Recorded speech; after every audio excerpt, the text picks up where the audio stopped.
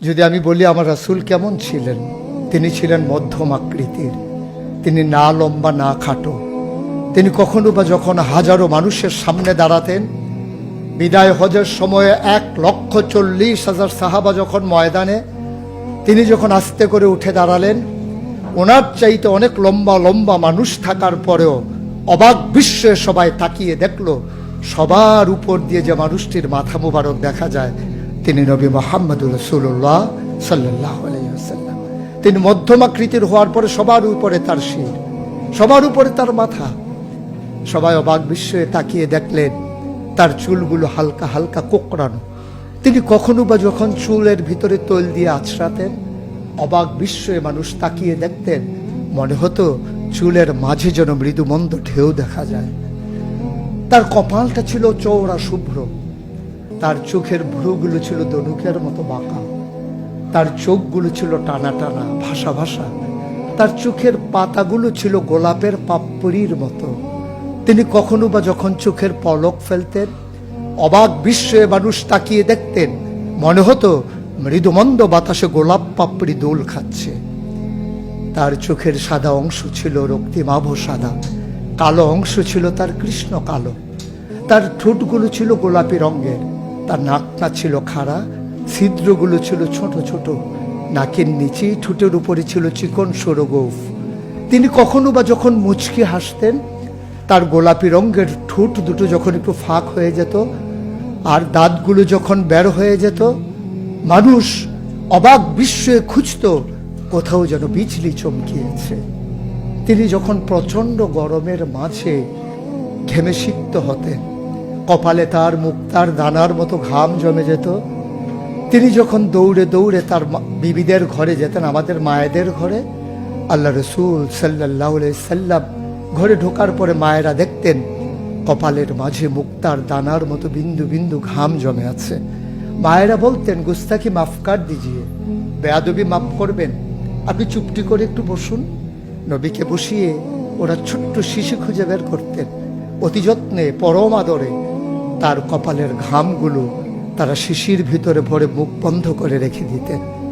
ঈদ যখন আসতো, বিয়ে যখন হতো, জমানো ঘাম তারা আতর হিসেবে ব্যবহার করতেন।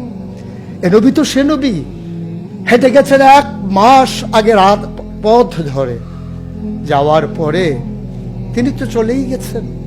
1 মাস পরে যখন আবার ওই পথ মারিয়ে কোনো এক সাহাবা যাচ্ছেন, স্থানীয় বাসিন্দা যারা রাস্তার কিনারে যাদের ঘর, তাদেরকে ডেকে বললেন, ভাইরা, এ পথ দিয়ে কি আমার নবী হেঁটে গেছে কখনো? বলেছ সে তো 1 মাস আগের কথা, তুমি বুঝলে কেমনে? মুচকি হেসে সাহাবা জবাব দিলেন, হেঁটে গেছেন 1 মাস আগে, কিন্তু আজও সেই পথে নবীর গায়ের জান্নাতি গন্ধ পাওয়া যায়। এ আমার নবী, এ আমাদের নবী, আমাদের গর্ভের নবী। কেন পাঠালেন নবীকে?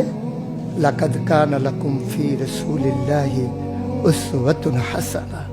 তিনি মডেল, তিনি আইডল, তিনি আইকন, তিনি অনুপম আদর্শ, তিনি আমাদের জন্য উসওয়াতুন হাসানাহ।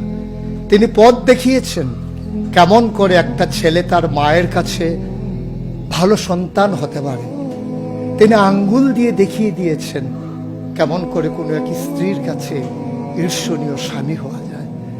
তিনি আচরণ করেছেন মা আয়েশার সাথে এমন যে আচরণ আজও যদি কোনো মেয়েরা করে, তাহলে তার স্বামী হবে তার কাছে সেরা স্বামী।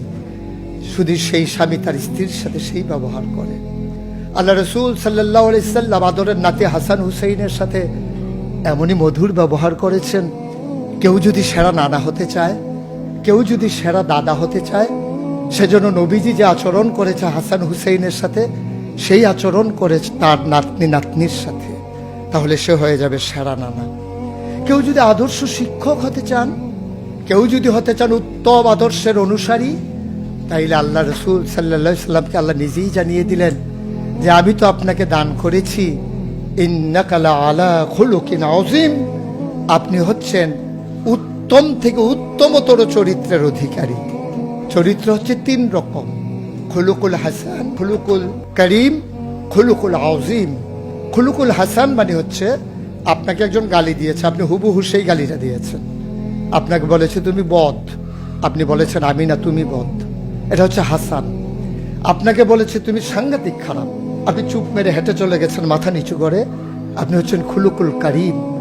আর আপনাকে বলা হলো তুমি খুব খারাপ মানুষ, আপনি চুপ করে তো চলে গেলেনই, মসজিদে গিয়ে আপনি হাত উঠিয়ে দোয়া করছেন মাওলা।